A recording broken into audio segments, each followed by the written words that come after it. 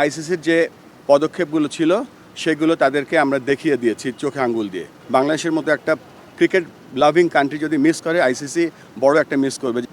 একটা world organisation এভাবে 24 ঘন্টা বেঁধে দিতে পারে না। Will keep fighting. আপনাদের অবশ্যই জানা উচিত যে গতকালকে আইসিসির একটা মিটিং ছিল এবং মিটিংয়ের যে কমিউনিকেশন ছিল, কমিউনিকেশনটা শুরু হয়েছিল সেখান থেকে যখন মুস্তাফিজকে আইপিএলের একটা দল থেকে বাদ দেওয়া হলো। বাদ দেওয়া হয়েছিল, Mustafiz was not injured. Mustafiz নিজে থেকে নাম উইথড্র করেনি। মুস্তাফিজ, বাংলাদেশ ক্রিকেট বোর্ড তার এনওসি ক্যান্সেল করেনি। নিরাপত্তাজনিত কারণে মুস্তাফিজকে আইপিএলের একটা দল থেকে বাদ দেওয়া হয়েছিল। পরবর্তীতে আমরা গভর্নমেন্টের মাধ্যমে জানতে পারলাম এবং আমরা ফিল করেছি সিকিউরিটি একটা বড় ইস্যু এই 2020 ওয়ার্ল্ড কাপের জন্য। জানার সাথে সাথে আমরা আইসিসির সাথে যোগাযোগ করেছি 4th জানুয়ারি, এবং 4th জানুয়ারি আমরা জানিয়েছি যে this is the situation, give us an alternate venue or look this matter seriously. পরবর্তীতে বিভিন্ন পর্যায়ে আমাদের সাথে যোগাযোগ হয়েছে এবং যোগাযোগের এক পর্যায়ে আমরা এস্টাবলিশ করতে পেরেছিলাম যে এই সিকিউরিটির কারণে আইসিসি বিভিন্ন পদক্ষেপ নিয়েছে এবং রিসেন্টলি আইসিসি বিভিন্ন সময় 1996, 2003 যে ঘটনাগুলো ঘটেছিল সেগুলো বলার চেষ্টা করেছে। আমরা আইসিসিকে বলেছি যে রিসেন্ট যে ঘটনাগুলো ঘটেছে এবং আইসিসির যে পদক্ষেপগুলো ছিল সেগুলো তাদেরকে আমরা দেখিয়ে দিয়েছি চোখে আঙ্গুল দিয়ে।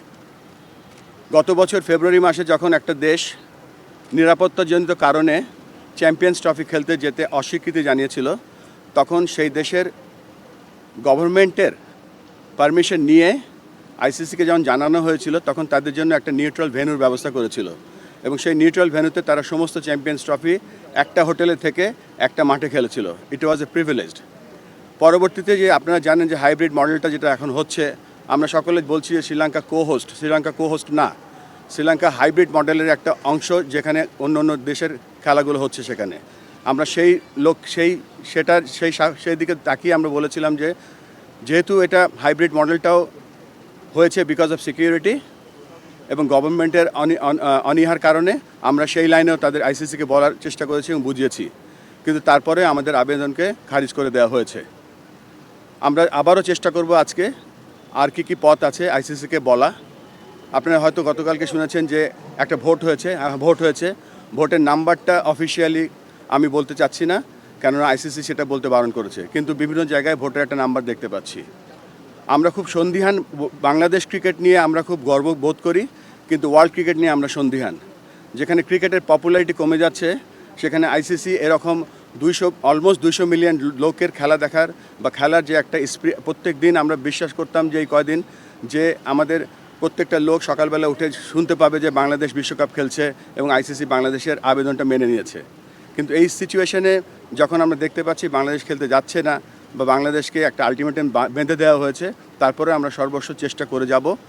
যেখানে আগেও বলছিলাম যে বিশ্ব ক্রিকেটের পপুলারিটি কমে যাচ্ছে, সেখানে বাংলাদেশের মতো দেশ যদি বাংলাদেশের মতো একটা ক্রিকেট লাভিং কান্ট্রি যদি মিস করে, আইসিসি বড় একটা মিস করবে। যেখানে ক্রিকেট বড় হচ্ছে, ক্রিকেট অলিম্পিকে যাচ্ছে 28-এ, 32-এ ব্রিসবেন হোস্ট করছে, 36-এ ইন্ডিয়া অলিম্পিক বিট করছে, কমনওয়েলথ গেমস তারা বিট করছে। সেখানে যদি এরকম একটা জনবহুল ক্রিকেট লাভিং কান্ট্রি যদি না যায়, এটা মনে হচ্ছে যে হোস্ট কান্ট্রির জন্য এটার ব্যর্থতা। আমরা আমাদের মতো চেষ্টা করে যাব। আমরা এখনও হাল ছেড়ে দিচ্ছি না। আমরা আবার আজকে কমিউনিকেশন করব আরও কিছু জিনিস নিয়ে এবং চেষ্টা করে যাচ্ছি যাতে আমাদের ছেলেরা বিশ্বকাপ খেলতে পারে। আমাদের একটাই চাহিদা, আমরা বিশ্বকাপ খেলতে চাই।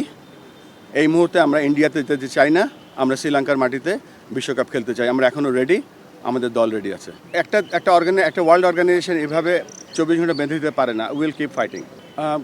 শকিং আমরা প্রেস লিস্টে দেখিনি, বাট মিটিংয়ে যে মিটিংটা হয়েছিল সেখানে কিছু শকিং বিষয় ঘটেছিল।